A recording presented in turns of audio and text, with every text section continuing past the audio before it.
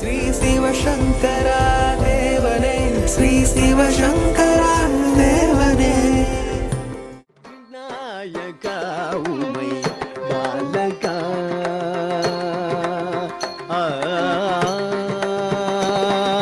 விநாயகா உமை பாலகா வேழமுகனே வினைகள் தீர்த்திடும் விநாயகா உமை பாலகா வேழமுகனே வினைகள் தீர்த்திடும் விநாயகா உமை பாலகா.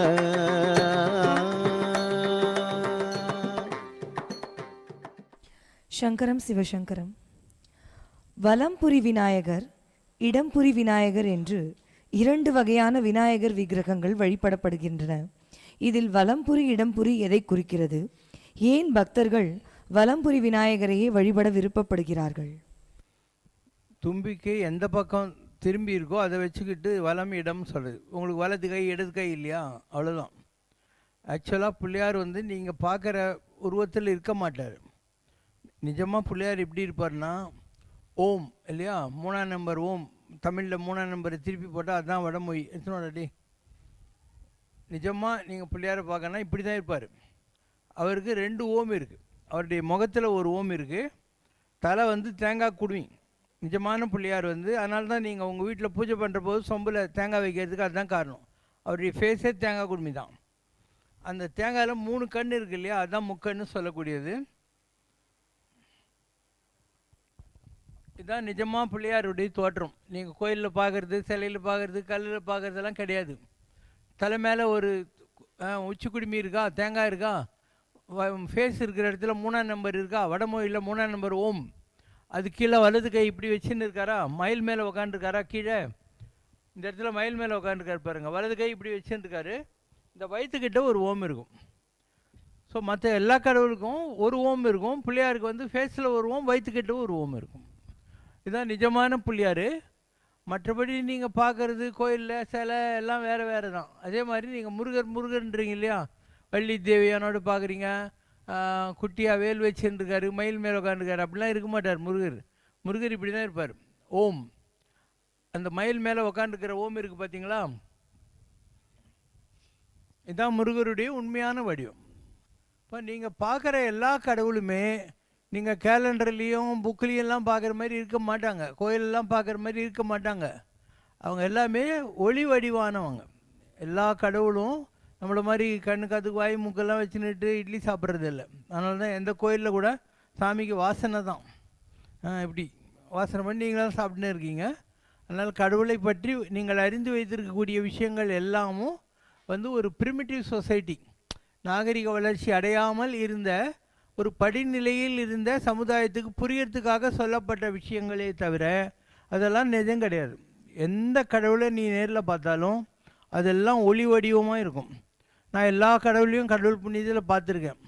இங்கே படங்கள்லாம் போட்டிருக்காங்க இல்லையா, இதெல்லாம் நான் பார்த்த கடவுளுங்க தான். நான் இந்த இடத்துல பார்த்து இந்த கேமராவில் காட்டுவேன்.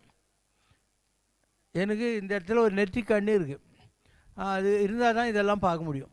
இந்த 2 கண்ணை வச்சு உங்களால் இதெல்லாம் பார்க்க முடியாது. இந்த 3rd ஐ இருக்குது இல்லையா, அது எனக்கு இருக்குது கடவுள் புண்ணியத்தில்.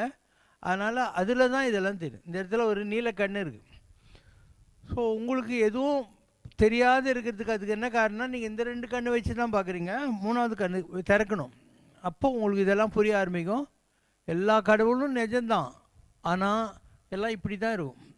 இங்கே ஃபுல்லாக போட்டிருக்க பாருங்கள், இதெல்லாம் தான் எல்லா கடவுளும் ஒவ்வொன்றா கிருஷ்ணர் எப்படி இருப்பார், முருகர் எப்படி இருப்பார், அம்பாள் எப்படி இருக்கும், இயேசுநாதர் எப்படி இருப்பார்.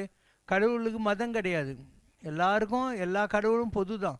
அந்தந்த தேசத்தில் மக்களுக்கு வழிகாட்டுறதுக்காக கடவுளுடைய அவதாரங்கள் வந்தன.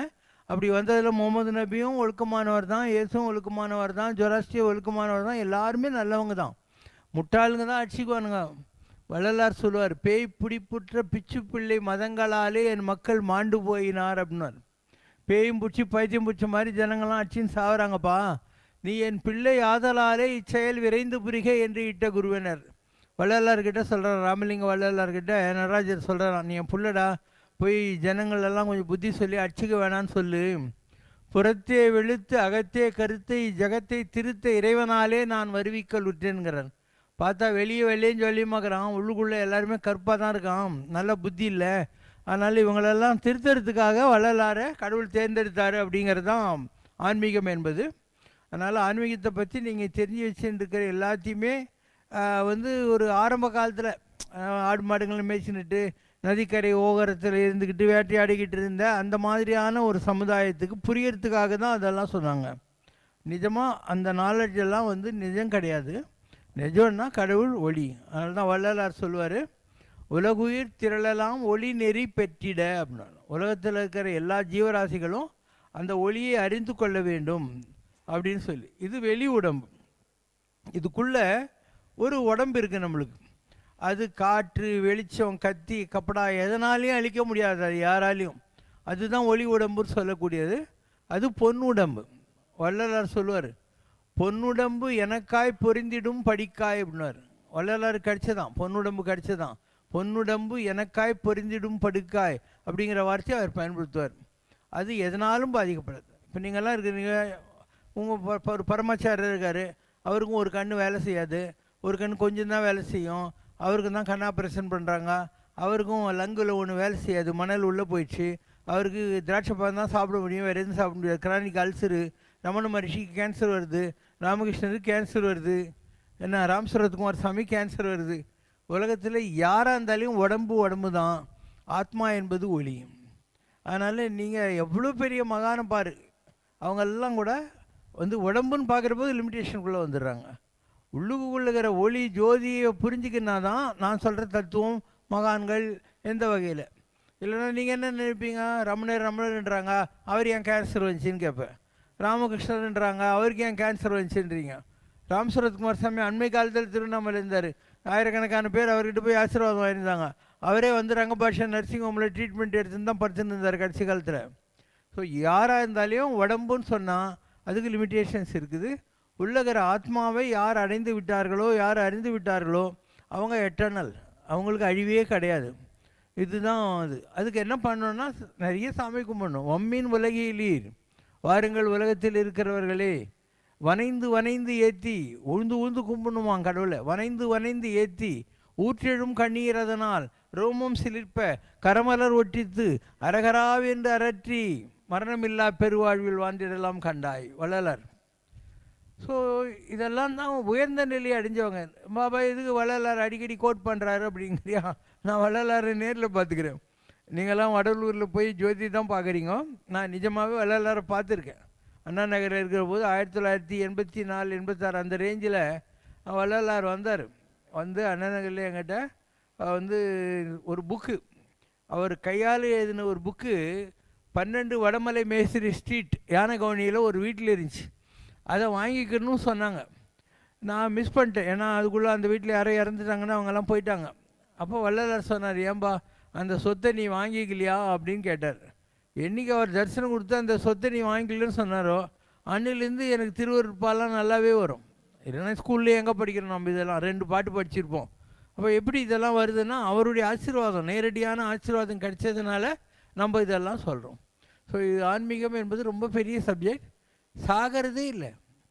உயர்ந்த நிலையை தொட்டவர்கள் யாராக இருந்தாலும், இப்போ காஞ்சி பரமாச்சாரியார் இறந்துட்டாருன்னு நீங்கள் நினைக்கலாம், ஆனால் அவர் இன்றைக்கி இருக்கார். எல்லாரும் இருக்காங்க. எந்த ஒரு மகான் முக்தி அடைந்து விட்டானோ, சிரடி சாய்பாபா உலகத்தில் இருக்கார், ராகவேந்தர் உலகத்தில் இருக்கார், யாருமே அழியறதில்லை. அந்த மாதிரி ஒரு உயர்ந்த நிலையை அடையணும். அது அடையிறதுக்காக தான் மனித பிறவி. இப்போது நீங்களாங்கிறீங்கன்னா ஏதோ வளர்ந்தோம், பிறந்தோம், 2 கல்யாணம் பண்ணிக்கணும், குழந்தை குட்டியை பெற்றோம், பேங்க்கில் கொஞ்சம் பணம் பார்த்தோம், வீடு கட்டிக்கணும், ஒரு நாளைக்கு மண்டையை போட்டுடணும். இது லைஃப் கிடையாது. இதுதான் ஆடு மாடு கோழி கூட பண்ணுது. ஆடு மாடு என்ன குட்டி போடாமல் இருக்குதா, அது சாப்பிடாமல் இருக்கா, தூங்காமல் இருக்குதா, எல்லாம் தான் பண்ணுது. அதுக்காக நீங்கள் பிறக்கலை. நீங்கள் பிறந்தது அரிதாகி இந்த மானிட உடம்பை அடைஞ்ச பின்னால் தானம் செஞ்சு தவம் செஞ்சு வானவர் நாடு வழி திறந்துடுமேன்னு சொல்லக்கூடிய நேரத்தில் நீங்களே தெய்வங்களாக மாறுறது தான். தெய்வம் உங்கள்கிட்ட இருக்குது. கடவுள் எல்லாம் கடந்து உங்களுக்குள் இருக்கிற விஷயந்தான் கடவுள். அதில் உங்களுக்கு டவுட்டே தேவையில்லை, எல்லாம் கூட கடவுள் தான். ஆனால் அந்த கடவுளை நீங்கள் இன்னும் உணர தொடங்கவில்லை. ஏதோ ஒரு வீட்டில் ஒரு கேலண்டர் இருக்குது, ஒரு கண்ணாடி போட்ட ஃப்ரேம் போட்ட படங்குது, அதுக்கு ஒரு ஊதத்தி காட்டி ஒரு முழம் பூ போட்டுட்டா தீர்ந்து போச்சுன்றீங்க. அதெல்லாம் கடவுள் இல்லை. கோயிலெல்லாம் இருக்குது இல்லையா, அதெல்லாம் கடவுள் இல்லை எனர்ஜி இருக்குது. கோயிலில் இருக்கிற சிலைகளில் எனர்ஜி இருக்குது, கடவுளுடைய. ஆனால் அது வேறு. ஸோ உனக்கு இதெல்லாம் புரியணுன்னா முதல்ல ப்ரியாரிட்டிஸ் போகணும். ப்ரியாரிட்டிஸ்னால் என்ன? இந்த காசு, பணம், கல்யாணம், குழந்தை குட்டி இதெல்லாம் தாண்டணும். இதெல்லாம் தாண்டினா தான் நான் சொல்கிற நிலைகளை உன்னால் அடைய முடியும். நீ இதுலேயே மாட்டிக்கின்னு இருக்க. இல்லை கடவுளை கும்பிட்றதே இன்னும் கொஞ்சம் சுகமாகணும், ஒரு ப்ரமோஷன் கிடைக்கணும், அந்த மாதிரி கும்பிட்டு இருந்தானா அந்த நிலைகளை தொட முடியாது. மனிதனுடைய உடல் என்பது ஒரு வரப்பிரசாதம். இதை வச்சுக்கிட்டு நாம் கடவுளை அறியணும், கடவுளை அடையணும். அந்த கடவுள் தன்மை நம்மக்கிட்ட இருக்குது. நம்ம தெரிந்து கொண்ட பின்னால் நம்ம நினச்சதெல்லாம் நடக்கும். நம்ம எது நினைக்கிறோமோ எல்லாம் நடக்கும். யாருடைய தெய்வமே நமக்கு தேவையில்லை. நீ எந்த கோயில் கூட போகவே தேவையில்லை. இருக்கிற இடத்துல எல்லாத்தையும் உன்னால் சாதிக்க முடியும். மைண்ட்லேயே அவ்வளோ கேம் ஆட முடியும். இப்போது இந்த இடம் ஒரு கோயில்னு வச்சுக்கோம். இவ்வளோ பெரிய இடத்த உண்டாக்குறோம், இவ்வளோ ஜனங்களுக்கு நல்லது பண்ண முடியுது, எல்லாம் நல்லா நடந்துருக்குது. எப்படி நடக்கும்? நீயே சொல்லு. நான் என்ன வேலைக்கு போகிறேன்னா எனக்கு மாதம் சம்பளம் வருதா? ஒன்றும் கிடையாது. சரி, நான் யார்கிட்டையாவது காசு வாங்குறேன்னா, பிச்சை எடுக்கிறேன்னா, அதுவும் கிடையாது. எல்லாரும் வாங்கன்னு சொல்லி சேரவாரும் ஜெகத்தீரேன்னு இதுதான் தாய்மானவர் சொல்கிறார். அகண்டாகாரம் எனும் பெருவெளிச்சம் கொட்டி கிடக்குது, ஐயோ சேரவாரும் ஜெகத்தீரே அப்படிங்கிறார். பெரிய ஜோதி மாதிரி கடவுள் கொட்டி கிடக்கிறாரு, வாங்கப்பா எல்லாரும் அப்படின்னு. ஒரு காக்கா என்ன பண்ணுமா, கொஞ்சம் இட்லி கிள்ளி போட்டேன்னா காக்கான்னு கத்தி எல்லா காக்காவையும் கூப்பிடுமா. அந்த மாதிரி நானும் கூப்பிட்றேன்ப்பா அப்படின்னு வள்ளலார் சொல்கிறார். எல்லோரும் வாங்க சாப்பிட்லாம் சாப்பிட்லாம் அப்படிங்கிற வார்த்தையை சொல்லுவார். அதனால் இதெல்லாம் எல்லாருக்கும் பொது தான். உங்களுக்கும் இதெல்லாம் கிடைக்கும். ஆனால் நீங்கள் தேடலை. பைபிளில் இயேசுநாதர் என்ன சொல்கிறாரு? கேளுங்கள் கொடுக்கப்படும், தேடுங்கள் கண்டறிவீர்கள், search you will find it, ask and you will get it. கேளுங்கள் கொடுக்கப்படும், தட்டுங்கள் திறக்கப்படும், தேடுங்கள் கண்டறிவீர்கள்னா இதுதான் அர்த்தம். ஸோ உங்கள் எல்லாருக்கும் கூட கடவுள் புதுசு தான். அண்டு ஏதோ நம்ம தப்பு பண்ணிட்டோம், நமக்கு கடவுள் கிடைக்காதுன்னு நீங்கள் நினைக்க தேவையில்லை. அருணகிரிநாதர் உலகத்திலேயே ஒரு உமனைசர். நான் திருவண்ணாமலையில் அவ்வளோ பொம்பளைங்கிட்ட போய் அவருக்கு வியாதியே வந்து போச்சு. அவருக்கு படுக்கிறதுக்கு யாருமே வரல. அவர் சாகலான்னு போய் அந்த கோபுரத்துலேருந்து குதிக்கிற போது ஒரு வயசான கிழவனா முருகர் வந்து தாங்கி பிடிச்சி திருப்புகழ் விருப்பம் சும்மா இரு சொல்லறன்னு சொல்லி திருப்புகழ் பாட வச்சிட்டார். அப்போ அருணகிரிக்கு கடவுளுடைய அருள் கிடச்சி இன்றைக்கி எல்லா முருகர் கோயில்லையும் அருணகிரிக்கும் ஒரு குட்டி சந்நிதி இருக்குது. முருகனுக்கு படித்த சக்கரை பொங்கல் அவருக்கும் படிச்சுன்னுங்கிறாங்க இல்லையா? ஒரு கொள்ளக்காரன் வால்மீகி. நல்ல யோசனை பண்ணு. அவன் வால்மீகி ராமாயணத்தை எழுதி நீ நானும் அதுக்கெல்லாம் ஊதுவத்தி கற்பூரம் காட்டின்னு ஊராக வால்மீகி ராமாயணத்தை படிச்சுன்னு உட்காந்துக்கிறாங்க. அப்போ கடவுள் வந்து உன்னுடைய செயல்களில் இருக்கிற குறைகளை வெறுக்கிறானே தவிர உன்னை வெறுப்பது இல்லை. பைபிளில் கூட வரும். ஒரு அப்பனுக்கு 2 பிள்ளைங்க தாங்க. அதில் ஒரு பிள்ளை சண்டை போட்டு செத்து கொடுன்னு பிரிச்சுன்னு போயிட்டான். இன்னொரு பிள்ளை அப்பா கூடயே இருந்தான். பையன் போய் எல்லாத்தையும் எழுந்துட்டு வெறுங்கையோடு இன்னும் வேறு வழி இல்லைன்னா அப்பங்கிட்டே திரும்பி வர்றான். அப்பங்காரன் சொல்கிறான், நம்ம மந்தையில் இருக்கிறதுல பெஸ்ட் ஆடு வெட்டுறா, என் பிள்ளை திருந்தி வந்துன்னுக்கிறான்டா அப்படின்னு. கூடவே இருந்தான் கேட்டான், ஏன் நான் இவ்வளோ நாளாக உங்கள்கிட்ட இருக்கிறேனே, ஒரு நாள் இப்படி சொல்லியிருப்பியா? அவன் கெட்ட அலைஞ்சி வரான்னு அவனுக்குன்னு. அப்போ அவர் சொல்கிறாரான், ஒரு ஆட்டு மந்தையில் நல்லாகிற ஆடு இல்லை, அதை பற்றி மேய்க்கிறவன் கவலைப்பட மாட்டான். ஒரு குச்சி வச்சுட்டுருவான், அது பாட்டிக்கு ஆடெல்லாம் ஓடிக்கின்னு இருக்கும். கால் உடஞ்சி ஆடு எதனா இருந்தால் அது இப்படி தூக்கின்னு போவான், தோல்லையும் கையிலையும் வந்து போவான். அந்த மாதிரி கடவுளுக்கு சிவசங்கர் பாபாவும் சிரடி பாபா பற்றியெல்லாம் கவலை கிடையாது. நாங்கள்லாம் நல்லாவே ஓடினுங்கிற ஆடுங்க. இந்த காலு கை உடஞ்சின்னா நான் இன்னும் உருப்படாமல் இருக்கக்கூடிய ஆடுகளை பற்றி தான் கடவுளுக்கு. அதனால் பசு பத்தின்னா ஆத்மாக்கள், அவங்களுக்கெல்லாம் பத்தியன்னா தலைவன். சிவபெருமான் யார்? பசுபதி. கோவிந்தன்னா என்ன? கோன்னா பசு, விந்தன்னா தலைவன், கோவிந்தான்னா அதுதான். ஷீப்னா ஆத்மா, குட் ஷெப்பர்ட் அண்ணா ஆத்மாக்களை மேய்க்கிறவன், நல்ல மேய்ப்பன் அப்படின்னு அர்த்தம். So good shepherd, Pasupathi, Govindan எல்லாம் ஒரே ஆள் தான். 2வது ஆள் உலகத்தில் கிடையாது. 2 யார் கூட்டினாலையும் 4 தான். அதனால் உருப்படணும்னு நீ நினச்சேன்னா எல்லாருக்கும் கடவுளுடைய அருள் கிடைக்கும். ஆனால் யாரும் கேட்க மாட்டேன்றாங்க இல்லையா? ஜனங்க ஏதோ காசு பணம், எந்த ப்ராப்ளம் வந்துடக்கூடாது, மூக்கில் சளி வரக்கூடாது, ஜுரம் வரக்கூடாது, இதே தான் கேட்டு வேஸ்ட் பண்ணுறாங்களே டைமை தவிர நாம் எப்போ அந்த நிலைகளெல்லாம் அடைய போகிறோம் இல்லையா? எவ்வளோ பெரிய மகான்கள்லாம் வந்தாங்க, அந்த நிலைகள் அவங்கெல்லாம் அடைஞ்ச மாதிரி நம்மளாலையும் அடைய முடியும். ஆனால் யாரும் தேடுறதில்லை. அந்த மாதிரி நீ தேடினா எல்லாம் கிடைக்கும். நான் ஒரு சாதாரண ஆள் தான். எங்கள் அப்பா ஒரு எலிமெண்ட்ரி ஸ்கூல் வாத்தியார் தான். நான் ஒரு கிராமத்துலேருந்து வந்தேன், வடார்காடு மாவட்டத்தில். இன்றைக்கி இவ்வளோலாம் பண்ண முடியுது. எப்படி பண்ண முடியுது இல்லையா? தேடணும்.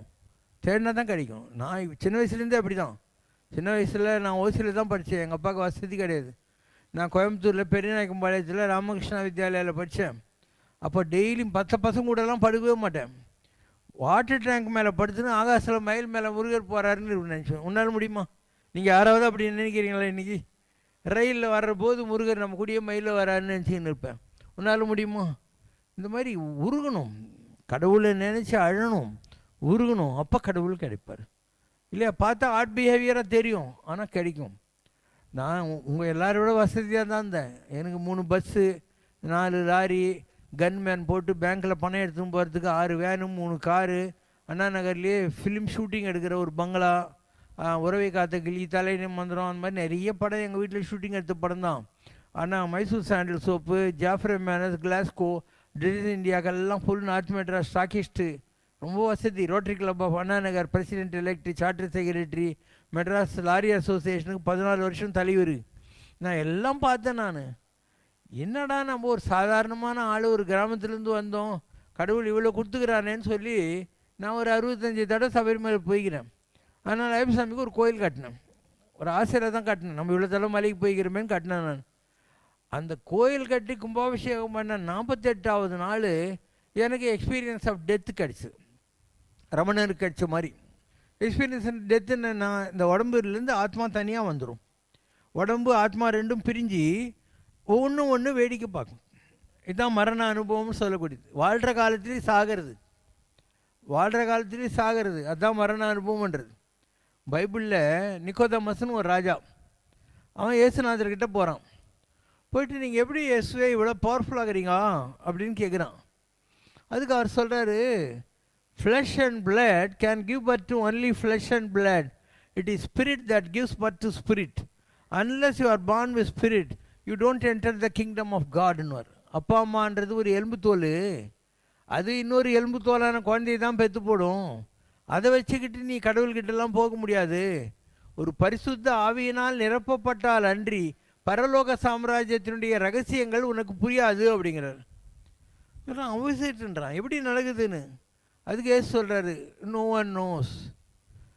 one knows from where the wind blows nor where it goes, so is it with a person filled with the Holy Spirit. உன் மூக்குக்குள்ளே காற்று வந்துருக்கு, அது எங்கேருந்து வந்துச்சுன்னு உனக்கு தெரியுமா? உன் மூக்கு விட்டு போகிற காற்று எங்கே போகுதுன்னு உனக்கு தெரியுமா? அந்த மாதிரி நம்ம உடம்புக்குள்ளே வர்ற அந்த ஹோலி ஸ்பிரிட் எங்கேருந்து வருதுன்னு நமக்கு தெரியாது. நம்ம உடம்புக்கு பின்னால் எங்கே போகுதுங்கிறதும் நம்மளுக்கு தெரியாது. இதுதான் பைபிளில் வர்ற விஷயங்கள். அதனால் நீங்கள் இந்த எலும்பு தோலுமாகிற அப்பா அம்மாவுடைய கர்ப்பப்பையிலேருந்து பிறக்கிறதுன்றது உடம்பு தான். இந்த ஹோலி ஸ்பிரிட் வரணும் உங்கள்கிட்ட. அது வந்தால் தான் நான் பேசுகிற பாஷை உனக்கு புரியும், இல்லைன்னா உனக்கு புரியாது. உனக்கு லாட்டின் தெரியாது, கிரீக் தெரியாது, அந்த மாதிரி இந்த பாஷை உனக்கு தெரியாது. இது வேறு பாஷை, இது ஆத்மா சம்பந்தப்பட்ட பாஷை. இந்த பாஷையை நீ அறிஞ்சிட்டியானா இதுக்கு மேலே உனக்கு எதுவுமே இருக்காது. இதுதான் பாரதி சொன்னான், எல்லோரும் அமர நிலை எய்தும் நிலையே இந்தியா உலகிற்கு அளிக்கும். ஆமாம், இந்தியா உலகிற்கு அளிக்கும்னா எல்லாரும் சாகாத இருக்கக்கூடிய நிலையே இந்தியா உலகத்தில் இருக்கிற எல்லாருக்கும் கற்றுக் கொடுக்க போகுது அப்படின்னா. ஸோ அந்த காலம் வருகிற போது யாரெல்லாம் சீரியஸாக கடவுளை தேடிக்கிறாங்களோ அவங்களுக்கெல்லாம் கிடைக்கும். இப்போ நான் எங்கேயோ ஒரு 40 கிலோமீட்டர் மெட்ராஸ்லேருந்து தள்ளி இருக்கிறேன். இவங்கெல்லாம் 40 கிலோமீட்டர் தள்ளி செங்கல்பட்டு வேறு ஊர்லேருந்தெல்லாம் வந்து குழந்தைங்களாம் டான்ஸ் ஆடினுங்கிறாங்க, அவங்க பேருங்கெல்லாம் வராங்க. நம்ம ஏன் சந்திக்கிறோம் நீயே சொல்லு இல்லையா? நான் எங்கேயோ ஒரு மூலையில் உட்காந்துன்னுக்கிறேன், குண்டு செட்டில் குதிரை ஓட்டுற மாதிரி. நான் எங்கேயும் போகிற பழக்கமே இல்லை, இப்படி இங்கே தான் இருப்பேன். அப்போ எப்படி வரீங்க நீங்கள்லாம்? இதுதான் ஆத்மாவில் இருக்கக்கூடிய சம்பந்தம். ஆத்மான்றது ஒரு மேக்னெட் மாதிரி, அங்கே இருந்தால் கூட அப்படியே இருக்குது இல்லையா இரும்ப, அந்த மாதிரி ஆத்மாவில் சம்பந்தம் இருந்தால் இந்த கனெக்ஷன் நடக்கும். இப்போ நீங்கள்லாம் வர்றீங்கன்னா இது ஒன்றும் சும்மா வர்றதில்லை, ஏதோ ஒரு பெரிய ட்ராமா இருக்குது கடவுள் வரக்கூடிய கூடிய சீக்கிரத்தில். அப்போ உங்களுக்கு தெரியும் நம்ம ஏன் கிளம்பாக போனோம், அங்கே ஏன் போய் உக்காந்துருந்தோம், அவர் மைக்கில் பேசுனதெல்லாம் நம்ம ஏன் கேட்டுருந்தோம். இதெல்லாம் உனக்கு புரிகிற காலம் வரும், கூடிய சீக்கிரம் வரும், ரொம்ப சீக்கிரம் வரும். அந்த நேரம் நெருங்கிடுச்சு. அப்போ ஞாபகம் வச்சுக்கோ, நான் இன்றைக்கி பேசின்னு இருக்கிறதெல்லாம் உலகத்தில் மிகப்பெரிய மாற்றங்கள் எல்லாம் வரப்போகிறது. நீ பார்த்துன்னுக்கிற இல்லையா, இன்றைக்கி உருப்படாத நாயங்கள்லாம் ஒவ்வொன்றும் வாழ்ந்துன்னுக்குறான். நம்மலாம் நல்லதாக நினைக்கிறோம், எந்த தப்பு தண்டாவும் பண்ணல, கஷ்டப்பட்டு தாங்கிறோம். அவன் பொறிக்கு போய் அவன்லாம் ஜாலியாக தாங்கிறான் இல்லையா? அதனால் ரோட்டில் போகிறவங்க கூட என்ன சொல்கிறான், நல்லதுக்கு காலம் இல்லைங்கன்றான். இதுதான் அது, நல்லதுக்கு காலம் இல்லாதுதான் அது கலியுகம். இந்த கலியுகம் முடிஞ்சு இப்போ சத்தியுகம் மாற வேண்டிய காலம் வருது. அப்போ நல்லவங்கெல்லாம் நல்லா இருப்பாங்க. ஆனால் இந்த நேரம் ரொம்ப சீக்கிரம்தான், ரொம்ப நெருங்கிடுச்சு. கொஞ்சம் ஹோல்ட் பண்ணு, ஓகேவா? இதை இன்றைக்கி தான் விநாயகர் சதுர்த்தி இல்லை, இதையே விநாயகருடைய மெசேஜை கூட நீ வச்சுக்கோ, எனக்கு ஒன்றும் ப்ராப்ளம் இல்லை. இதே விநாயகருடைய மெசேஜை வச்சுக்கோ. சும்மா நீ வர முடியாது. ஒரு இந்த கிளம்பாக்கம் ராமராஜ்யத்துக்கு வர, சிவசங்கர் பாபா கிட்ட வரேன்னா உன் ஆத்மாவில் பலம் இருக்குது, இல்லைன்னா வரமாட்டேன். இல்லை நான் சாமியாரே பைஜாமா போட்டுன்னு குர்த்தா போட்டுன்னு வாட்சி கட்டி ஜாலியாக மொக்க பிளேட் போட்டுனுக்கிறேன் இல்லையா? சாமியாருன்னா ஒரு தாடி, உனக்கு ஒரு கெட்டப் தேவைப்படுது, கையில் ஒரு வாத்தோட்டுற குச்சி எல்லாங்கணும். நான் எதுவுமே வச்சுக்க மாட்டேன். அப்போ எப்படி வர்றீங்க? ஆத்மா தான் நிஜம், வெளி வேஷத்தில் ஒன்றுமே கிடையாது. ஓகேவா? அடுத்த கேள்வி. தாங்கள் ஒரு கோவிலுக்கு போய் தரிசனம் செய்து வலம் வந்தாலே அந்த கோவில் ஒரு கும்பாபிஷேகம் செய்த பலனை பெறுகிறது என்றும், ஒவ்வொரு கோவிலிலும் வெவ்வேறு புண்ணியாத்மாக்கள் ஒடுங்கியிருக்கின்றன என்றும் தாங்கள் அருளுரைகளில் தெரிவித்திருக்கிறீர்கள். ஒரு காஸ்மிக் ட்ரூத்தாக இருக்கும் ஷிரடி சாய், ராகவேந்திரர் போன்ற மகான்கள் மக்களுக்கு நல்லது செய்ய வேண்டும் என்ற சங்கல்பத்தில் ஒரு ரிசப்டிவான சரீரக்கூட்டை தேர்ந்தெடுத்து அதன் மூலம் மக்களுக்கு இந்த பூமியில் தாங்கள் விரும்பிய காரியத்தை செய்கிற நிலை, ஒரு வாழும் தெய்வமாக இருக்கும் தாங்கள் எந்த ஒரு கோவில் விக்கிரகத்திலும் ஒடுங்கியிருக்கும் புண்ணியாத்மாவுக்கு தங்களுடைய டிவைன் எனர்ஜியை இன்ஸ்டன்ட்டாக டிரான்ஸ்ஃபர் பண்ணுகிற நிலை, இந்த இரண்டு நிலைகளையும் தெளிவுபடுத்துமாறு கேட்டுக்கொள்கிறேன். ஒரு நான் சொன்னால் கூட உனக்கு புரியாது இந்த பாஷை, ஏன்னா கொஞ்சம் வித்தியாசமான பாஷை. காலையில் படிக்க சொன்னல, அது ஒரு பேரப்படி. அதுக்கப்புறம் லாஸ்ட்டாக படித்தாங்கல்ல கும்பகோணத்தில், அதை படி.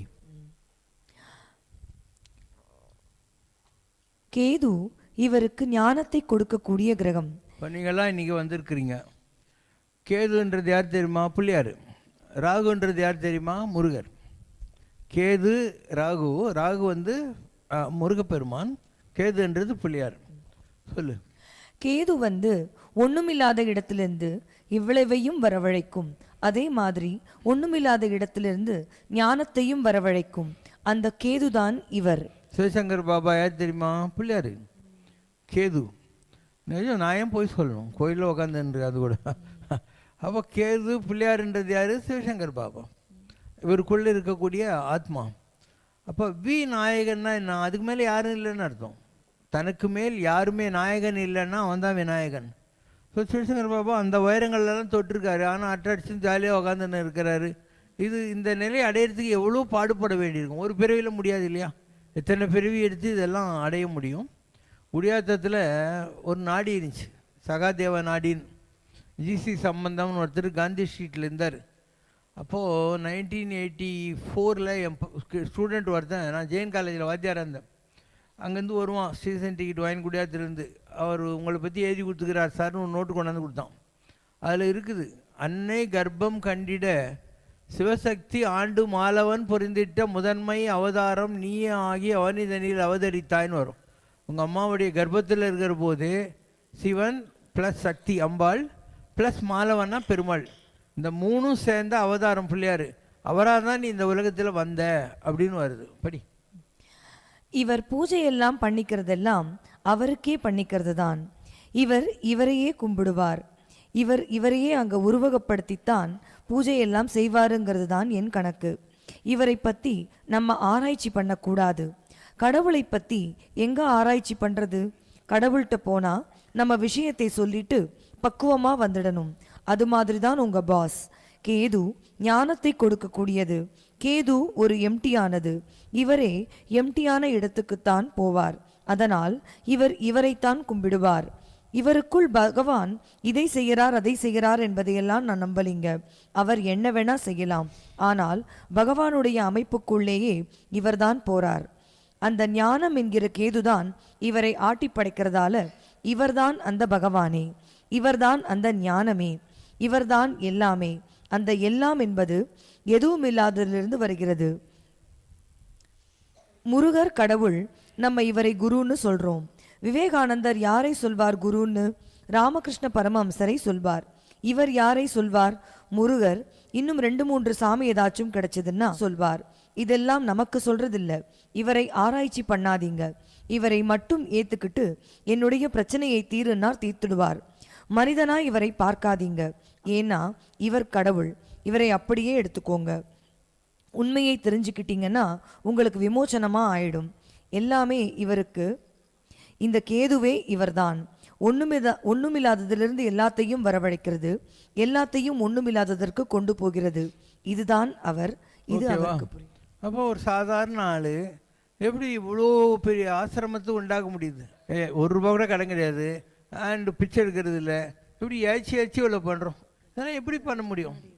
நீயே யோசனை பண்ணி எப்படி பண்ண முடியும்? இதுதான் பவர்ன்றது. மைண்டில் ஒன்று நினச்சா அது நடக்கும். வேண்டியாங்கு எய்தலால் தவம் யாண்டும் முயலப்படும். தவம் ஏன் செய்யணும்? என்ன நினைக்கிறது எல்லாம் நடந்துடும். மைண்டில் நினைக்கணும், அவ்வளோதான். நான் உனக்காக நினச்சா கூட நடக்கும். ஆனால் நான் உனக்காக சும்மா நினைக்க முடியாதுல்ல. நீ என்ன நம்பணும். நீ என்ன நம்பினா உனக்கு நான் நல்லது பண்ணலாம். நீ எங்கேயுமே போய் எந்த கோயிலையும் கும்பிட தேவையில்லை, எந்த சமையல் பண்ணாலும் அள்ளி தேவையில்லை, ஜாதகம் ஜோசியமே தேவையில்லை. எல்லாத்தையும் மாற்றிட முடியும். ஆனால் அந்த நம்பிக்கையை நான் கொடுக்க முடியாது. யானைக்கு தேவை தும்பிக்கை, மனிதனுக்கு தேவை நம்பிக்கை. அந்த நம்பிக்கையை நான் யாருக்கும் கொடுக்க முடியாது. ஏன்னா எனக்கு அந்த ரூல்ஸ் எனக்கு அப்ளிகபிள். நீ நிஜமாக நம்பினா உனக்கு நான் பண்ணிட்டு போயிட்டே இருப்பேன். நீ எங்கேயுமே போக வேணாம், ஜஸ்ட் லைக் தட் பண்ணிட்டு போயிட்டே இருக்க முடியும். ஆனால் மக்களுக்கு இதெல்லாம் புரியுற பாஷா. அவன் நம்ம வெளியில் ஏன் பேண்ட் போட்டுங்கிறாரு, பைஜமா போட்டுங்கிறாரு, ஏன் அந்த குழந்தைகிட்ட பேசினாரு, இவங்களுக்கு ஏன் சாக்லேட் கொடுத்தாருன்னு யோசனை பண்ணியே டைம் வேஸ்ட் பண்ணுவான் இல்லையா? நீ நம்பினா தான் நான் நாராயணன், இல்லைன்னா நரன். நீ நம்பினால் நான் கற்கண்டு, நம்பாவிட்டால் கற்குன்று. நீ நம்பினால் நான் புனிதன், நீ என்னை நம்பாவிட்டால் நான் மனிதன். அவ்வளோதான். இந்த ஃபெய்த்தை நான் யாருக்கும் கொடுக்கறதே இல்லை. நம்பனா எல்லாம் நடக்கும். வெறும் மைண்டில். இப்போ இவ்வளோ பண்ணுறோம் இல்லையா?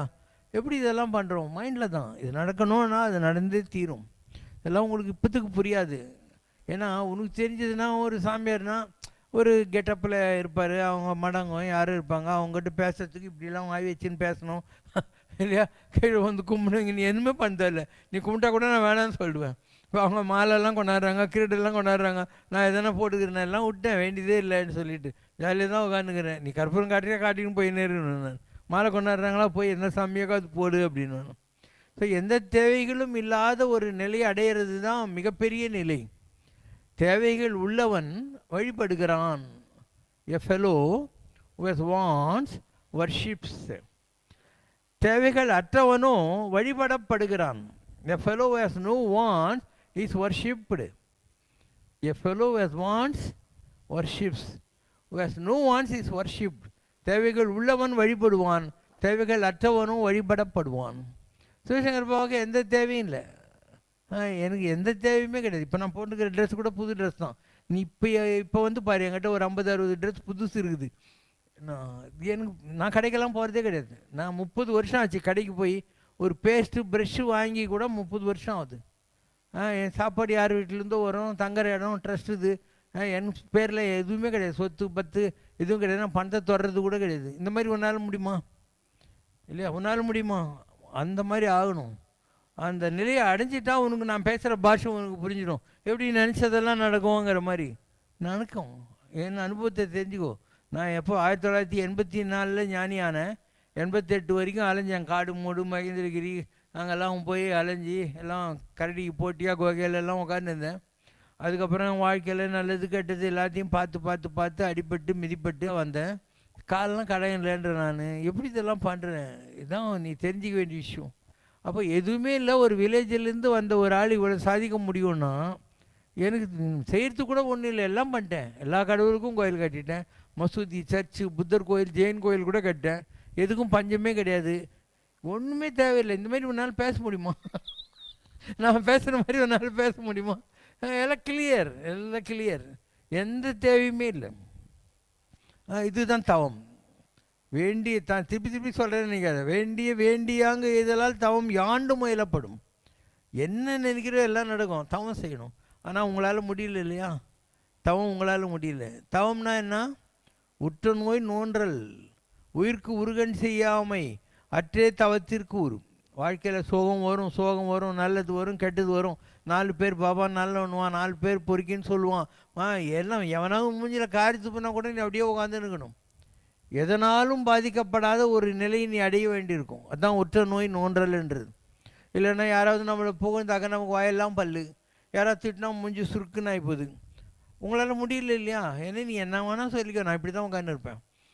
எதுலேயும் மாற்றுறது கிடையாது, ஜாலியாக உட்காந்துருப்பேன். இதுதான் உற்ற நோயின்னு ஒன்றது. முடிஞ்சால் 4 பேருக்கு நல்லது செய்கிறது, நல்லது சொல்கிறது, இல்லை யாருக்கும் நம்மளால் கெட்டது வராமல் பார்த்துக்கிறது. உயிருக்கு உருகன் செய்யாமை, இந்த 2 பண்ணால் நீ தான் தவசி. காட்டுக்கு போகாத, தாடி வளர்க்காத, கையில் குச்சி வச்சுன்னு சுற்றாத, ஒன்றும் ஓம்ரியும் கூட சொல்லாத. இதை பண்ணணும். ஆனால் முடியுமா? மானம் அவமானம் 2ஐயும் அப்படியே ஏற்றுக்கிற பக்குவம் வரணும். எவ்வளோ பிரச்சனைகள் வரும், நீ தவத்தில் மேலே போக போக போக உனக்கு ப்ராப்ளம் வரும். 1996 அவ்வளோ பெரிய நீலாங்கரையை உருவாக்கி ஒரு நாளைக்கு 3500 பேருக்கு சாப்பாடு போட்டு, என்ன ஒரு சாம்பார் சாதம், ஒரு தயிர் சாதம், ஒரு பொரியல், ஒரு அப்பளம், அத்தனை பேருக்கும் சாப்பாடெல்லாம் போட்டு அத்தனை பேருக்கும் காலையில் நின்னாக்கா சாயந்தரம் வரைக்கும் ஜனங்களை பார்த்து காலெல்லாம் வீங்கி போடும். எந்த எதிர்பார்ப்பும் இல்லை, யாருக்கிட்டையும் எதையும் கேட்குற பழக்கமும் கிடையாது. இவ்வளோலாம் பண்ணிட்டு இருந்தோம். 5/6/1999 அப்படியே ஆசிரமம் எரிஞ்சு போய் நின்றுச்சு. உனக்கும் வீட்டில் ஒரு சின்ன இது எரிஞ்சாவே ஆகிடுது, அவ்வளோ பெரிய ஆசிரமம் எரிஞ்சுது. என்ன ஜாலியாக தான் நின்றுருந்தேன். நம்ம ஆளுகளுக்கெல்லாம் சொன்னேன், நம்ம குறையொன்றும் இல்லை பாடுவோம் இல்லையா, பாட்டெல்லாம் வீட்டுக்கு போய்ட்டு நாளை காத்தாலும் வாங்கன்னு. சாம்பல் மறுநாள் 36 லாரியில் சாம்பலை வாரி கொட்டணும். ஒரே வாரத்தில் திருப்பியும் அஸ்பெஸ்டஸ் ஷீட்டில் ஆரம்பித்தேன். அப்போ தான் நம்ம ஆளுங்கள்லாம் சொன்னாங்க, இந்த இவ்வளோ நல்லது பண்ணோம், ஜனங்க யாரும் நம்மளை சப்போர்ட் பண்ணலை அப்படின்னாங்க. அப்போ இந்த இடம் வாங்கியிருந்தோம், இங்கே பாதி நாள் அங்கே பாதி நாள் அப்படி ஆரம்பித்தோம். இந்த இடத்த இவ்வளோ நல்லா பண்ணி வச்சுருக்கோம் இல்லையா. இங்கே எவ்வளோ வசதிக்குது, 5 கேன்டீன் இருக்குது இந்த இடத்துல. எல்லாம் இப்போ நானும் ஆப்ரேட்டிவ் வச்சுருக்கேன். ஒரு கேன்டீன் தான் இப்போ ஒர்க் அவுட் ஆகுது. எங்கே பாரு மரம் நட்டுக்கிறேன், எங்கே பாரு லைட்டு போட்டுக்கிறேன். இதெல்லாம் லோக கல்யாணம். எனக்கு என்ன ஆகணும் இதனால? எல்லாம் ஒன்றுமே இல்லை. நான் தான் தவத்தை எப்பயோ முடிச்சுட்டு ஆளாச்சு. அதனால் உனக்கு என்னை புரிந்து கொள்வது கடினம். சமரேஷனால ஒரு பாட்டு இருக்கும், இவரை புரிந்து கொண்டால் பாடுப்பா தம்பி. இவரை புரிந்து கொண்டால் அது உன் பாக்கியம், இந்த புண்ணியன் குரல் வேத வாக்கியம். யார் இந்த சிவசங்கர் பாபா, இன்று ஊரெங்கும் உலகெங்கும் ஒலிக்கின்ற முதல் கேள்வி, யார் இந்த சிவசங்கர் பாபா? லேட்டஸ்ட் கும்பகோணம் படிச்சுடு, பணம் ஓலையில் எழுதியிருப்பாங்கல்ல, அது எப்பயோ யாரோ எழுதி வச்சது இப்போ படிக்கிறாங்க. பல தெய்வங்களையும் அந்த இடத்திலேயே அமரச் செய்திருக்கிறீர்கள். எல்லா கடவுளையும் நான் வச்சிருக்கிறேங்க. எல்லா தெய்வங்களுமே இந்த இடத்தில் இருக்கு. அதற்கு பல ஆலயங்கள் எழுப்பியிருக்கிறீர்கள். அதோடு இல்லாமல் பாபாவிடம் தெய்வங்களும் தன்னுள்ளேயே பேசக்கூடிய ஆற்றல் என்பதும் உண்டு. நம்பரியா? கடவுளெல்லாம் எங்கிட்டயே பேசுகிற அளவுக்கு ஒரு பவர் இருக்குதுன்னா ஒரு நம்பிக்கை வருதா? அதெல்லாம் உண்மைதான். நான் சொல்லக்கூடாது தான் அதில் வர்றதை படிக்க சொல்கிறது. சிவனாக இருக்கட்டும், பெருமாளாக இருக்கட்டும், முருகனாக இருக்கட்டும், ஹனுமனாக இருக்கட்டும், எல்லா தெய்வங்களுமே தங்களுக்குள் அமர்ந்து பேசக்கூடிய சக்தி உங்களுக்கு உண்டு. எல்லா தெய்வங்களும் பேசி அதையே உபதேசமாக சொல்லக்கூடிய ஆற்றல் உண்டு. தெய்வத்துக்கு நிகரான சக்தி, தெய்வீக ஆற்றல் எல்லாம் உண்டு. முடிவா என்ன சொல்றாங்கன்னா, யாருமே நம்ப முடியாது, அது மாதிரி ஆச்சரியப்படத்தக்க ஆற்றல் என்று முனிவர் சொல்றாங்க. இது மாதிரி சக்தி யாருக்கும் கிடைக்காது. நம்புற மாதிரி தான். உலகத்தை இவ்வளோ பெருசு 500 கோடி ஜனங்கிறாங்க, இவ்வளோ சக்தி வேறு யாருக்குமே கிடைக்கல அப்படின்னு வேற அவங்க சொல்கிறாங்க இல்லையா. அதுதான் நிஜம், யாருக்கும் கிடைக்கல. எனக்கு ஏதோ பல பிறவிகளுடைய தொடர்ச்சினாலே இந்த பிறவியில் எவ்வளோ அவமானம் கஷ்டம் எது வந்தாலே நான் அப்படியே கடவுளை விடாமல் இருக்கிறதுனால பரீட்சையில் பாஸ் பண்ண நான் மேலே போயிட்டே இருக்கிறேன். இதெல்லாம் பரீட்சை. நீ ஒரு ஆஃபீஸில் ப்ரமோஷன் வேணும்னா பரீட்சை எழுதணும். அந்த மாதிரி கடவுள்கிட்ட கூட ப்ரமோஷன் எல்லாங்குது. நீ தாக்கு பிடிக்கணும். சுண்ணாம்பு காலவாயில் உட்கார வச்சா கூட நீ நட்புனையாவது நமச்சிவாயின்னு சொன்னால் தான் நீ அப்பரு. பிரகலாதன் மலையிலேருந்து உருட்டினா கூட அவன் நமோ நாராயணன் சொன்னால் தான் அவன் பிரகலாதன். அந்த மாதிரி எந்த ஒரு மகானாக இருந்தாலும் உயர போக போக அவங்களுக்கு அவ்வளோ பரீட்சை இருந்துக்கிட்டே இருக்கும். ஒவ்வொருத்தடையும் பரீட்சை இருந்திருக்கும். அதிலெல்லாம் பாஸ் பண்ணி மேலே வர வேண்டியிருக்கும். நான் எல்லாத்தையும் முடிச்சிட்டேன்.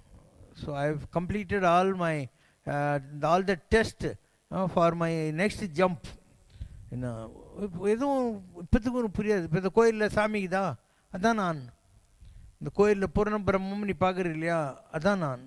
எனக்கு 3 முகம் இருக்குது. ஒன்று வெங்கடாஜலபதி, ஒன்று பூமி பிரம்மா வராகர், ஒன்று நரசிம்மர், அது ருத்ரன்.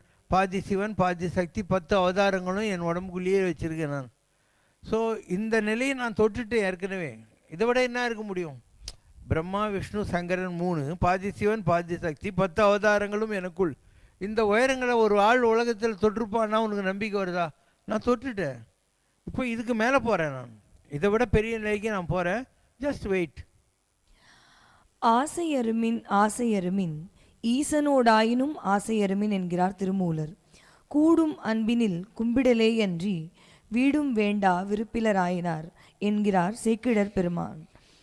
திருத்தொண்டர்களை பற்றி பெரிய புராணத்தில் பாடுகிற நிலையில், இறைவன் மீது நாம் வைக்கும் ஆசைக்கும் அன்பிற்கும் வேறுபாடு இருக்கிறதா?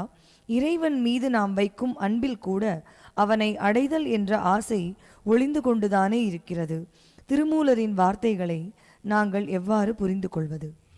உங்கள்கிட்ட நான் 1,00,000 ரூபா 1 ரூபா நோட்டில் கொடுத்தேன்னு வை, மூட்டை கட்டி தான் நீ தூக்கின்னு போகணும். 10 ரூபா நோட்டாக மாற்றினா கொஞ்சம் டைட் ஆகும், 100 ரூபா நோட்டுனா டைட் ஆகும், 1000 ரூபா நோட்டுனா டைட் ஆகும். பேசாமல் பேங்க் மேனேஜர்கிட்ட ஒரு 10 ரூபாய் விசாட்டினா ஒரு டிடி வந்துடும், டிடி ஜோபியில் வச்சுக்கோ. அப்போ கலகலன்னு இருந்த 1,00,000 ரூபாவை ஒரு 10 ரூபா செலவில் டிடியை மாற்றி ஜோபியில் வச்சுக்கிறேன். இது வரைக்கும் புரிஞ்சிச்சா? அந்த மாதிரி இந்த உலகத்தில் நிறைய ஆசைக்குது. அருணகிரிநாத் சொல்கிறார், ஆசைக்கூர் பக்தனேன் நெஞ்ச கனகல்லு நெகிழ்ந்து நெகிழ்ந்து உருக அப்படிங்கிறார். நெஞ்சு ஆசைனால கனமான கல் மாதிரி இருக்குது, அதை கரைக்கிறதுக்காக தான் முருகா நான் அவங்ககிட்ட பாடினுக்கிறேன் கந்தர் அனுபூதியெல்லாம் சொல்கிறார். ஸோ ஆசானுகளும் துகளாயினவின் பேச அனுபூதி பிறக்கும். எல்லா ஆசைகளும் போன பின்னால் தான் சைலன்ஸுன்றது வரும். ஒரு கல்யாண வீட்டுக்குள்ளே போகிற, டேபிள் சேர் எல்லாத்தையும் டர்ரு புருன்னு இழுத்து அவன் உட்காந்து நிற்பான். அண்டா குண்டா எல்லாம் ஒரே டங்கு டுங்குன்னு சத்தம் கேட்கும். அவன் உட்காந்து ஒரு பாயசம், ஒரு பருப்பு, ஒரு அப்பளம், 4 காய் எல்லாம் போட்டு அவன் சாப்பிட்டு, இந்த சாம்பார் சாதம் முடிஞ்சு, ரசம் சாதம் முடிஞ்சு, பாயசமோ இல்லை தயிர் சாதம் வர்ற போது கலக் பலக் சவுண்டு தான் வரும். அந்த அடங்கணும், ஆடி அடங்கும் வாழ்க்கை மாதிரி. முதல்ல இந்த 1,00,000 ரூபாயை ஒரு டிடியாக மாற்றி கடவுள்கிட்ட மாத்திரம் ஆசைன்ற நிலையை நீ அடைய வேண்டியிருக்கும். ரமண மகரிஷி இருந்தார், அவர் பேர் வெங்கட்ராமன். அவர் ட்ரெயினில் ஏறி கிளம்பிட்டார். விழுப்புரத்துக்கிட்ட முருகப்பெருமான் ஒரு வயசான முஸ்லீம் மாதிரி வராரு.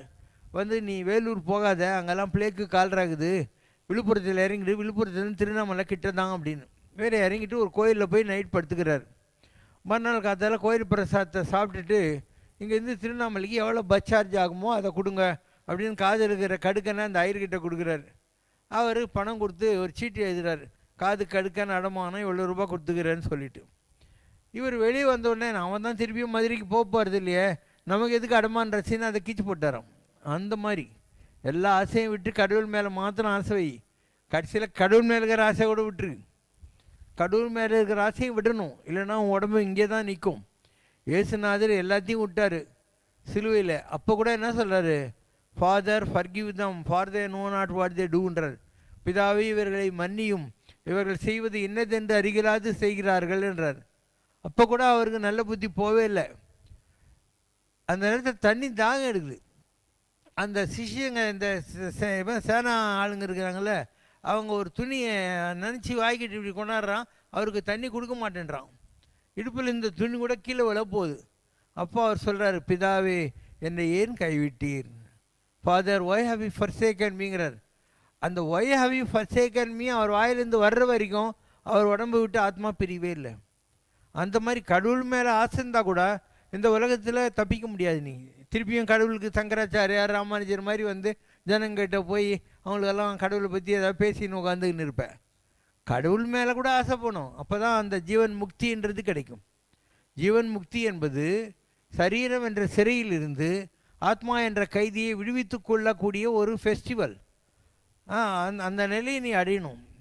இப்போ நான் எப்பயும் இதெல்லாம் முடிச்சிட்டேன். நான் எனக்கு கடவுள்கிட்ட பயமும் கிடையாது, பக்தியும் கிடையாது, ரெண்டும் கிடையாது.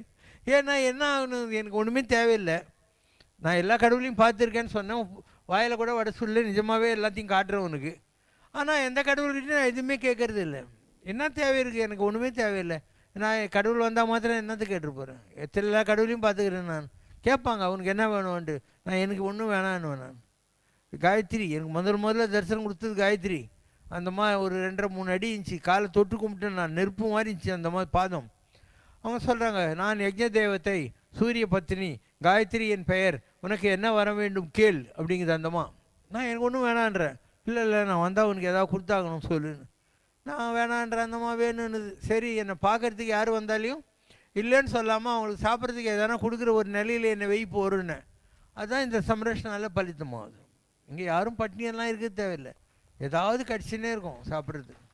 பழம் கிடைக்கும், சாக்லேட் கிடைக்கும், பிரசாதம் கிடைக்கும், எதுவும் கிடைக்கும், எல்லா காலத்துலேயும் கிடைக்கும். நீலங்கரையிலையும் போட்டேன், பெசன் நகர்லேயும் போட்டோம், இங்கேயும் தான் ஃபுல்லாகவே சாப்பாடெல்லாம் போட்டுன்னு இருந்தோம், எல்லாம் தான் பண்ணிகிட்டே இருந்தோம். அதுவும் எனக்கு பர்த்டேலாம் வந்துச்சுன்னா எத்தனாவது பர்த்டேவோ அவ்வளோ ஐட்டம் கொடுப்போம். அந்த 20 ஜனவரிக்கு என்ன பர்த்டே நம்பரோ அவ்வளோ ஐட்டம் வச்சு கொடுப்போம். சாப்பிடுங்க சாப்பிடுங்க சாப்பிடுங்க. இல்லை எங்கேருந்து வருது, நான் வெறுங்கையில் தான் வரேன். சங்கல்பம் காயத்ரி கொடுத்த வரங்குது இல்லையா, அது பலிக்குது. அதனால் எதுக்குமே பஞ்சம் இருக்காது. இது மாதிரி எல்லாத்தையும் பார்த்துருக்கோம், எதுவும் கேட்கறது இல்லை. அவங்க சொல்லுவாங்க ஏதாவது. இப்போது காஞ்சி காமாட்சி அம்மன் கோயிலில் நான் போய் உட்காந்துருந்தேன். அங்கே இருக்கிற ஒரு ஐயரு அப்படியே இவ்வளோ பெரிய கற்பூர கட்டியை கொண்டாந்து என் கையில் கொடுத்தது. ஐயப்பா இதை வச்சு அப்பாவுக்கு பெரிய கோட்டை கட்டு அப்படின்னார். அப்பா என்ன யார்? சிவபெருமான். அவர் என்ன ஐயப்பன் கூப்பிட்றாரு. கூப்பிட்டு அப்பாவுக்கு பெரிய கோட்டைனா ஆன்மீகத்தில் எதையாவது சாதின்னு இந்த ஐயர் சொல்கிற வார்த்தையா இது? காமாட்சி அம்மன் சந்நிதியில் இவ்வளோ பெரிய கற்பூர கட்டியை கையில் கொண்டாந்து கொடுத்துட்டு இப்படிலாம் நடக்கும். நான் கைலாசத்துக்கு போகிறேன், ஒரு சின்ன பாப்பாவாட்டம் முருகர் வராரு. வந்து அங்கே கல்லுங்க இருக்கும், வாட்டர் மார்க்ஸ் எல்லாம் இருக்கும், சங்கு சக்கரம் வேலு பாதம் இதெல்லாம் இருக்கும், அதில் வில்லு அம்பெல்லாம். இவ்வளோ கல்லை அள்ளி என் கையில் கொடுக்குறாரு. இதெல்லாம் நிஜம், கனவுல இல்லை. கொடுத்துட்டு மாமா இதை வச்சு அப்பாவுக்கு பெரிய கோட்டை கட்டு அப்படிங்கிறார். அப்பா என்ன சிவபெருமான், என்ன முருகர் மாமான்னு கூப்பிட்றாருன்னா நான் எவ்வளோ வயசான ஆள் பார்த்துக்கோ. மாமா இதை வச்சு அப்பாவுக்கு பெரிய கோட்டை கட்டுன்றார். அதுக்கப்புறம் கங்கையில் குளிக்க போனேன் நான், ஹரிக்கி பயிரின்ற இடத்துல. அப்போ பச்சைப்பாடு கட்டின்னுட்டு கங்கை தாய் வந்தான். வந்துட்டு இடுப்பில் கை வச்சுன்னு, அங்கல் இத்தனை சால்கே बाद अब आए हो नहाने के लिए அப்படின்னா. மாமா இத்தனை வருஷம் கழிச்சு இப்போ தான் என்கிட்ட குளிக்க வந்துக்கிறியான்னு. அவன் முருகர் என்ன மாமான்றார், கங்கை என்ன மாமான்றா. அப்போ நான் எவ்வளோ ஓல்டு மேனாக இருக்கணும் நீயே சொல்லு, இந்த வயசாக என்னுடைய வயசு. மக்களுக்கு புரியாது. டார்ச்சர்னு ஒரு இடம், காலையில் தியானம் பண்ணின்னுக்கிறேன் கைலாச யாத்திரையில். 3வது நாள் இது, 2வது நாள். அப்போது ஆகாசிலேருந்து அவ்வளோ பேர் இறங்குறாங்க, 33 கோடி தேவர்களும் இறங்குறாங்க. அவங்கவுங்க வாகனம் ஐராவதம் இப்போ அந்த பட்டு கிரீடம் அது இதெல்லாம் போட்டுன்னு இறங்குறாங்க. இறங்கி வந்து எல்லோரும் என்னை பார்த்துக்கிட்டு கும்பிட்றாங்க. நான் வந்து நான் தானே உங்களை கும்பிடணும், நீங்கள் என்ன கும்பிட்றீங்கன்றேன். அவங்க திரும்பியும் கும்பிட்றாங்க. சாட்சாத் பத்ரி நாராயண் பகவான் ஹோ, நீ தான் சாட்சாத் பத்ரி நாராயணன், அதனால் இன்னும் கும்பிடலாம் நாங்கள்லாம் வந்துக்கிறோம். நாங்கள் எனக்கு வந்த அனுபவங்கள்லாம் உங்களுக்கு வந்திருந்தீங்கன்னா நீங்கள் பூமியில் உட்காரவே மாட்டீங்க, குதிப்பீங்க. அவ்வளோ அனுபவங்களையும் வச்சுக்கிட்டு நான் பாட்டுக்கு ஜாலியாக உட்காந்துன்னுக்கிறேன். இதில் எல்லாம் மாட்டிக்கிறது இல்லை, மயங்கிறது இல்லை. வந்தால் வருதுன்னு எனக்கு ஆக வேண்டிய வேலை என்ன, எனக்கு தான் எதுவுமே தேவையில்லை. அப்போது யார் வந்தால் என்ன, யார் போனால் எனக்கு வேகியதில்லை. இதெல்லாம் அவங்க வேலைக்கு அவங்க கொடுக்குறாங்க. அந்த வேலையை நான் ஒழுங்காக செய்கிற வரைக்கும் இதெல்லாம் வந்துக்கிட்டு தான் இருக்கும். ஏன்னா இது அவங்க வேலை, என் வேலை கிடையாது. ஸோ வந்துன்னு தான் இருக்கும், கொடுத்துக்கிட்டு தான் இருப்போம். நம்ம குடையிறதே இல்லை. பூர்ணத்திலிருந்து பூர்ணத்தை எடுத்தால் மிஞ்சுவது பூர்ணம். அதனால் நான் கொடுக்க இந்த சக்தி வளர்ந்துக்கிட்டே இருக்குதே தவிர என்றைக்குமே கொடுத்து குறைஞ்சதா சரித்திரமே இல்லை. தொட்டனை தூரும் மணற்கேணி, சேர்ந்த மணல் கேணியில் தண்ணி வந்துக்கின்னே இருக்கும். அதனால் நம்ம செய்ய நம்ம பவர் ஜாஸ்தி ஆகினே இருக்கும். ஓகேவா? பாடுங்க குழந்தைகளே.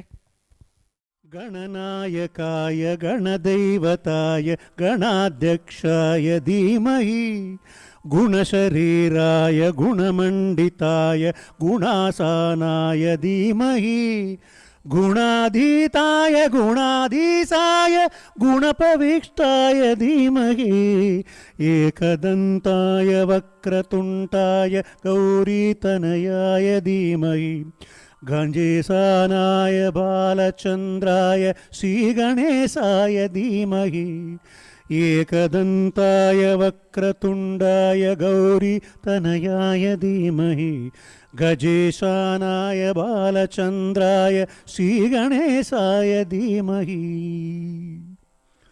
गानचतुराय गानप्राणाय गानान्तरात्मने गानोत्सुकाय गानमट्टाय गानोत्सुकमनसे गुरुपूजिताय गुरुदैवताय गुरुकुलस्थायिने गुरुविक्रमाय गुह्यप्रवराय गुरवे गुणगुरगे गुरुदैवकलक्षेत्रे गुरुधर्मसदात्रात्याय गुरुपुत्र परित्रात्रे गुरुपाखण्ड खण्डकाय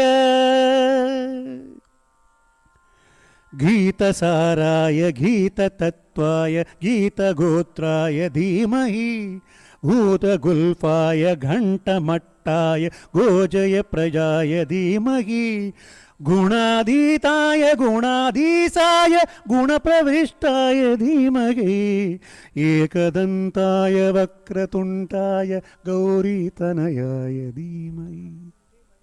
जय जय विघ्नेश्वरं जय जय शिवशङ्करं जय जय करुणाकरं जय जय प्रणवाकारं जय जय विघ्नेश्वरं जय जय शिवशङ्करं जय जय करुणाकरं जय जय प्रणवाकारं जय जय विघ्नेश्वरं जय जय शिवशङ्करम्।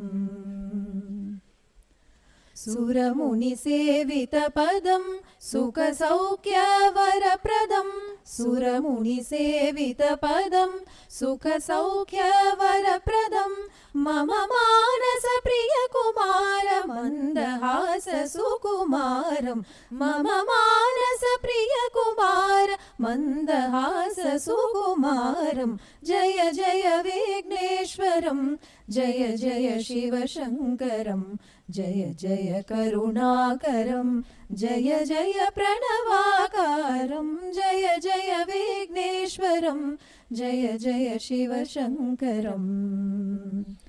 सङ्कटहर मङ्गलकर पङ्कजचरणा सङ्कटहर मङ्गलकर पङ्कजचरणा शङ्करसुत कुञ्जर मुख आनन्द नटना शङ्करसुत कुञ्जर मुख आनन्द नटना सङ्कटहर मङ्गलकर पङ्कजचरणा आदिपुरुष ज्योति वडिव ज्ञानपूरणा आदिपुरुष ज्योति वडिव ज्ञानपूरणा अम्बोरुहलम्बोदरनागाभरणा अम्बोरुहलम्बोदरनागाभरणा सङ्कटहर मङ्गलकर पङ्कजचरणा अनन्तकोटि सुरपूजित गजमुखवदना अखिल लोक भवसागर वन्दमोचना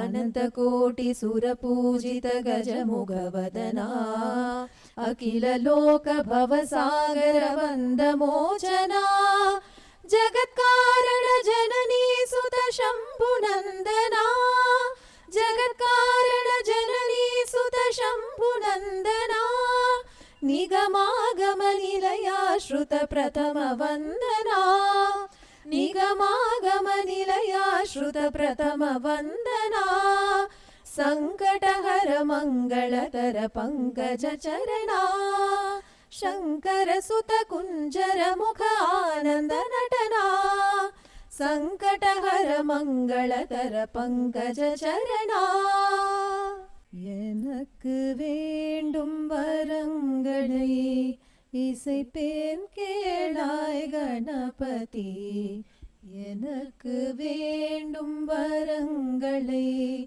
இசைப்பேன் கேளாய் கணபதி மனதில் சலனம் இல்லாமல் மதியில் இருளே தோன்றாமல் மனதில் சலனம் இல்லாமல் மதியில் இருளே தோன்றாமல் நினைக்கும் பொழுது நின் மௌன நிலை வந்திட நீ செயல் வேண்டும் நினைக்கும் பொழுது நின் மௌன நிலை வந்திட நீ செயல் வேண்டும் கனக்கும் செல்வம் 100 வயது இவையும் தரணி கடவாயே கனக்கும் செல்வம் 100 வயது இவையும் தரணி கடவாயே எனக்கு வேண்டும் வரங்களை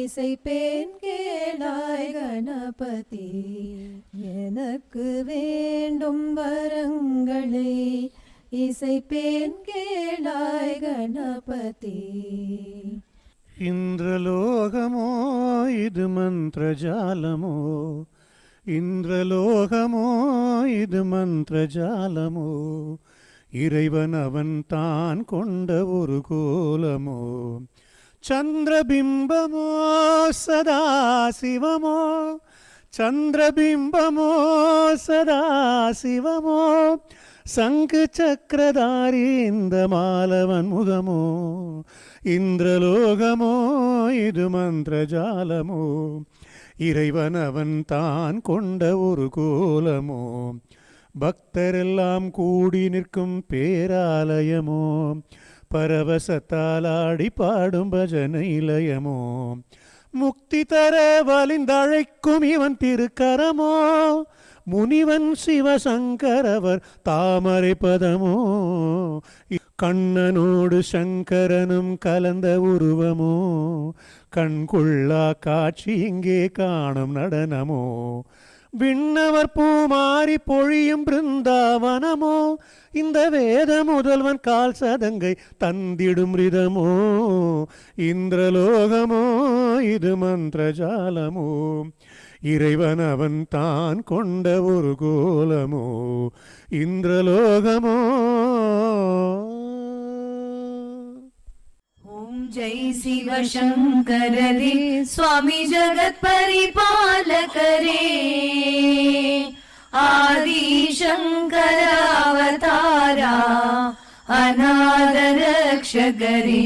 ஓம் ஜெய் சிவசங்கரரே, அன்னையும் தந்தையும் நீவென்றறிந்தும் அன்பில் நனைகின்றோம் சுவாமி, அன்பில் நனைகின்றோம். ஆசானும் இறையாகிய தேவா நின்னடி பணிகின்றோம். ஓம் ஜெய் சிவசங்கரரே. நாராயண நாராயண ஓம் சத்யநாராயண நாராயண நாராயண ஓம், நாராயண நாராயண ஓம் சத்யநாராயண நாராயண ஓம், சத்யநாராயண நாராயண ஓம். ஓம் ஜெய் சிவசங்கரரே. குறை ஒன்றுமில்லை மறைமூர்த்தி கண்ணா, குறை ஒன்றும் இல்லை கண்ணா, குறை ஒன்றுமில்லை கோவிந்தா.